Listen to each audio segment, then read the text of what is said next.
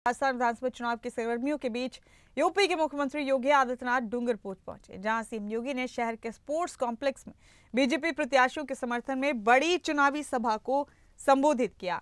इस दौरान सीएम योगी ने केंद्र सरकार की तारीफ करते हुए कहा कि एक नए भारत का निर्माण हो रहा है। भारत के प्रति दुनिया का नजरिया बदला है। पहले आतंकवादी घटनाएं होना आम था, लेकिन अब आतंकवादियों का आता पता ही नहीं है। साथ ही योगी ने कहा कि राजस्थान महान सपूतों की धरा है। इस धरा को दिल से नमन करता हूं, लेकिन ये राजस्थान पिछले 5 साल से करहा रहा है।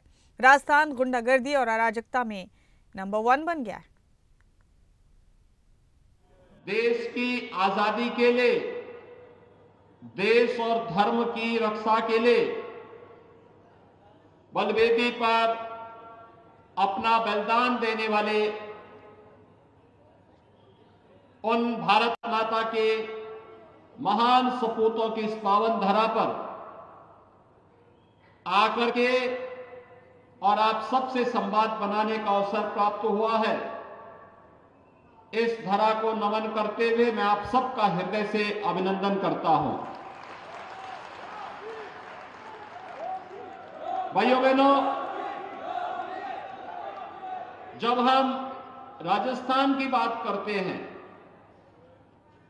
तो देश और के शौर्य और पराक्रम की बात सामने आने लगती है। देश का शौर्य, देश की भुजाएं, युवाओं की भुजाएं फड़कने लगती हैं, क्योंकि राजस्थान भारत का शौर्य का प्रतीक है। राजस्थान भारत के पराक्रम का प्रतीक है।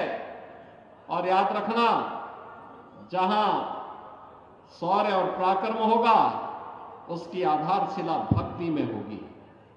ये भक्ति और शक्ति का अद्भुत संगम है। धर्म है तो कर्म है और कर्म है तो धर्म है। दोनों जैसे एक दूसरे की पूरक हैं, ऐसे ही शक्ति और भक्ति दोनों एक दूसरे की पूरक हैं। और राजस्थान देश और दुनिया में उसका प्रतीक है, उसका सिंबल है।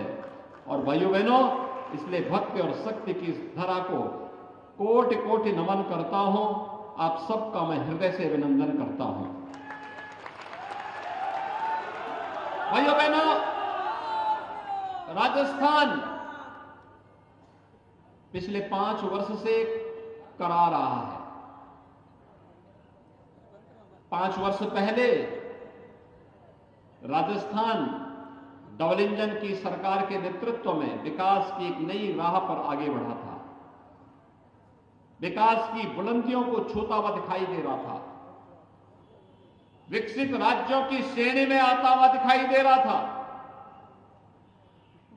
राजस्थान, जिस राजस्थान का अपना गौरवशाली इतिहास है, जिस राजस्थान ने देश की आजादी के बाद देश की लोकतंत्र को जब कभी कुचलने का प्रयास हुआ था, उस दौरान श्री भैरव सिंह शेखावत जी के नेतृत्व में बनी गैर कांग्रेसी सरकार के नेतृत्व में एक नई राह पकड़ी थी कि हम विकास भी करेंगे, पर्यटन की सुविधाओं का विकास भी करेंगे और रोजगार का सृजन भी करेंगे। अन्नदाता किसानों के चेहरे पर खुशहाली भी लाएंगे।